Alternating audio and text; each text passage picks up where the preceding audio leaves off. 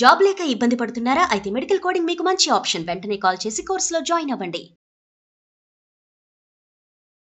నమస్తే, welcome back to Suman TV. Present మనతో పాటు ఉన్నారు పబ్లిక్ స్పీకర్ రజనీ రమ గారు. నమస్తే మ్యామ్. నమస్తే నవీన.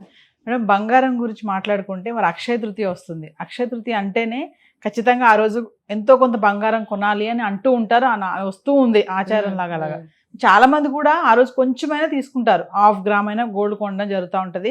అసలు మరి అక్షయ తృతీయ ఎప్పుడు వచ్చింది, అసలు దానికి అంత ఇంపార్టెన్స్ ఏంటి, మరి మీరు ఎప్పుడైనా అక్షయ తృతీయ రోజు బంగారం కొన్నారా? ఒకసారి మేడం. అంటే మళ్ళీ వేలం వేరే మొదలైంది అని చెప్పుకోవచ్చు. ఒక్క మొక్కల ఏముంది, యాజ్ యూజువల్ ఎవ్రీ ఇయర్ ప్రతి సంవత్సరం లాగానే ఇది కూడా మనకి ఇది వైశాఖ మాసంలో ఒక తృతీయ తేదీ రోజున వస్తుంది. ఆదివారం వచ్చింది ఈసారి, ఏప్రిల్ 19వ తారీఖు. అది ఏప్రిల్ 20 ఉదయం 7:30 వరకు కూడా ఆ టైం ఉందంటున్నారు. వాళ్ళ ఇష్టం, ఎర్లీ మార్నింగ్ చేసుకునే వాళ్ళు చేసుకుంటారు, లేదా ముందు రోజు చేసుకునే వాళ్ళు చేసుకుంటారు.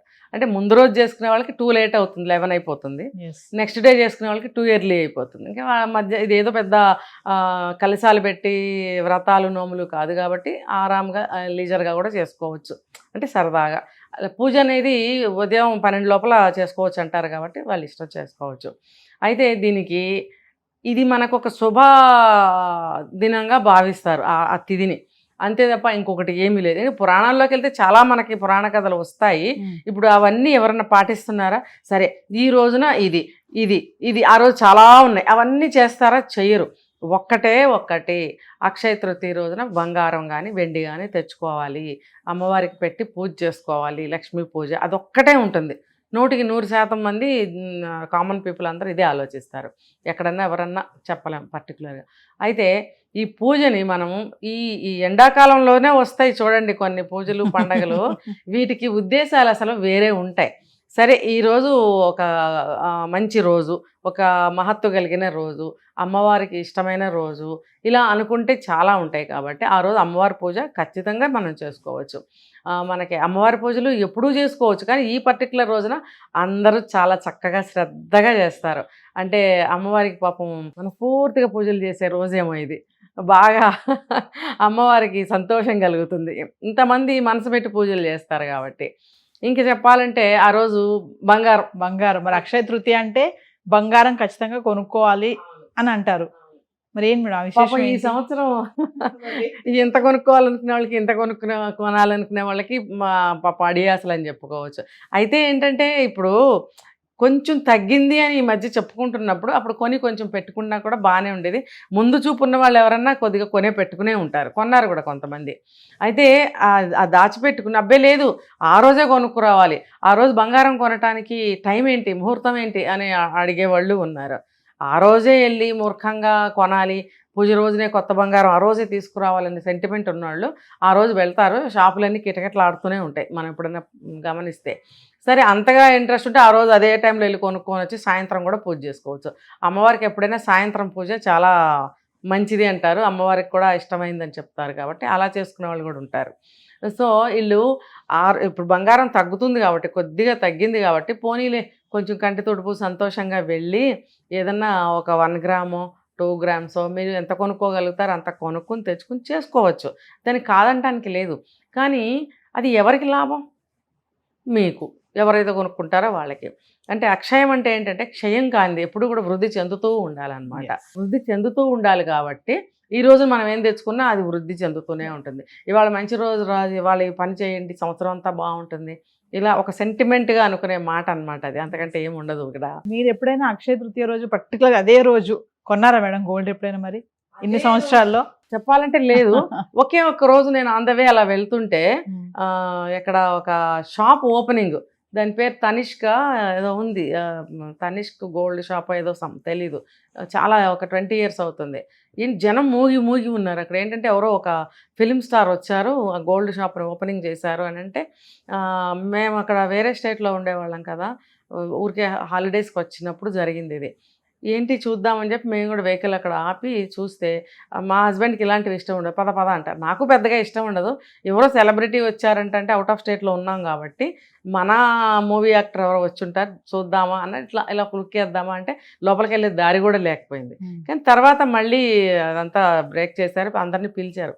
లోపలికి వెళ్ళినప్పుడు చూస్తే అక్షయ తృతీయ ఏదో అట నాకు అప్పుడు అంత పట్టించుకోలేదు నేను. తీసుకోండి మేడం ఇవాళ అది ఇది ఇది అని అంటే అప్పుడు మాత్రం ఒకటి టాప్స్ ఏవో తీసుకున్నాను.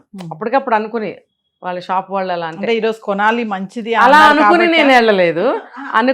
అలా అన్నారు కాబట్టి కొన్నారా? అంటే అందరూ అదే పని మీద వచ్చారు, అదే రోజు ఓపెనింగ్. అయితే నేను ఒకటి చెప్తా, ఓపెనింగ్ రోజు కాబట్టి ఏమన్నా కొంచెం తగ్గిస్తారేమో అని.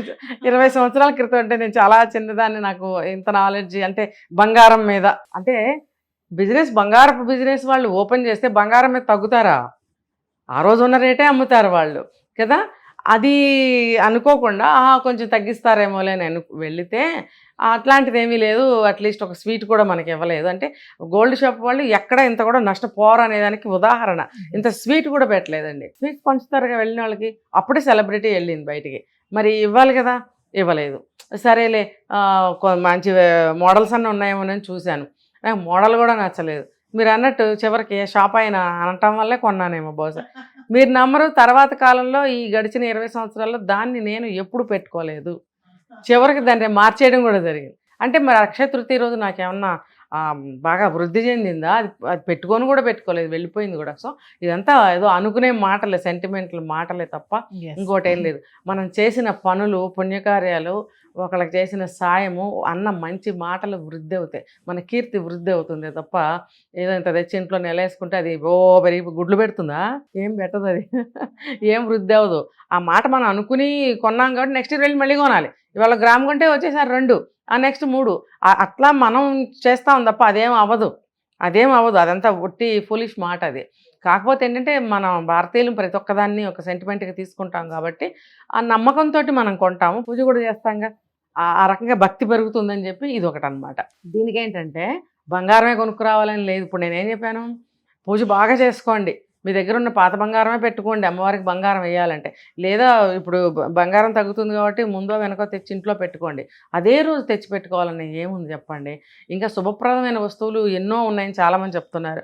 కొంతమంది చీపురు తెచ్చుకోండి, ఉప్పు తెచ్చుకోండి, పసుపు కుంకాలు తీసుకురండి, లేకపోతే గవ్వలు తీసుకురండి, ఇలా ఎన్నో చెప్తారు అమ్మవారికి సంబంధించిన పూజ సామాగ్రి. అది ఏది తెచ్చినా ఇంటికి శుభప్రదమే కదా. కాబట్టి మీరు ఇంట్లో సుఖశాంతులతో కనీసం ఒక్కరోజన్నా ఉండండి. సెంటిమెంట్ ఉందిగా మనకి, సంవత్సరం అంతా వృద్ధి చెందుతుంది మనకి మన ఇంట్లో సుఖశాంతులు కదా. దానికి ఎందుకు ప్రయత్నించరు? వేధవది ఈ భూమి మీద వదిలేసిపోయే బంగారం వృద్ధి అయితే ఎంత, అవ్వపోతే ఎంత? వృద్ధి అయితే బంగారం ఎంత ఆస్తి అండి. ఎస్ కరెక్టే, దానికోసమే మనం పాటుపడతాం కానీ ఇంకా మరి దేనికోసం వృద్ధి చేయడం కోసం మనం పాటు పడము. కాబట్టి ఆ రోజు మంచిగా పూజ చేసుకోండి, ఇంట్లో విషయాలు మీరు మంచిగా పెట్టుకోండి, దాన ధర్మాలు చేయండి. ఏదైనా ఇప్పుడంతా కూడా మజ్జిగని, వాటర్ అని దానం చేస్తూ ఉంటారు సమ్మర్లో. ఇది ఎంతో మంచిది. చూడండి, నిద్రాహారాలు లేకపోతే అన్నపానీయాలు అనే ఒక 2 కలిపిన ఒక వర్డ్స్ని ఎన్నో చోట్ల ఉపయోగిస్తూ ఉంటాం మనం. అవి ఎంత ఉపయోగకరం, మనిషికి జీవాధారాలు అవి. అన్నపానీయాలు అనేది జీవాధారం, అవి లేనిదే మనిషి బ్రతకలేడు. ఎంత మండు టెండగా వస్తున్నా, తుఫాన్ వస్తున్నా, ఆకలి అనేది ఇక్కడ జఠరాగ్ని రగులుతూనే ఉంటుంది. అవి అందుకని చెప్పి మీరు నీళ్లు తాక్కుండా ఉంటారా?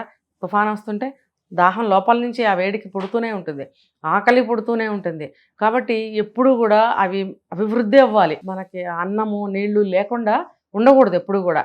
అభివృద్ధి అవ్వాలంటే ఇప్పుడు చెప్తారు, నువ్వు ఒకళ్ళకి ఏదైనా పెడుతుంటే దేవుడు నీకు ఇస్తూ ఉంటాడు. అది వృద్ధి అవ్వటం అంటే. నువ్వు అన్నపానీయాలు ఎవరికన్నా దాన ధర్మాలు చేస్తూ ఉండు, భగవంతుడు నీకు ఎప్పుడు కూడా అవి లేకుండా, లోటు లేకుండా చూస్తాడు. అదే వృద్ధి చెందటం. అది ఏమంటారు, క్షయం కానిదనమాట. అది ఎప్పుడు నాశనం అవ్వదు. మీకు ఎప్పుడు మీరు జీవించున్నంత కాలం మీకు అన్నానికి నీళ్ళకి లోటు ఉండదు అనేది శాస్త్రం. మీరు అలాంటివి చేయండి. చక్కగా చలివేంద్రాలు ఉన్నాయి కదా, పెట్టుకోండి. లేదు ఒక 100 బాటిల్స్ కొని చిన్నవి దారిలో ఎవరికైనా దానం చేయండి, ఇంత అన్నం దానం చేయండి. అది మీకు వృద్ధి అవుతుంది. ఆ వృద్ధి అనేది మీకు ఇహంలోను పరంలోను మీకు మంచి సుఖశాంతుల్ని ప్రసాదిస్తుంది. Thank you.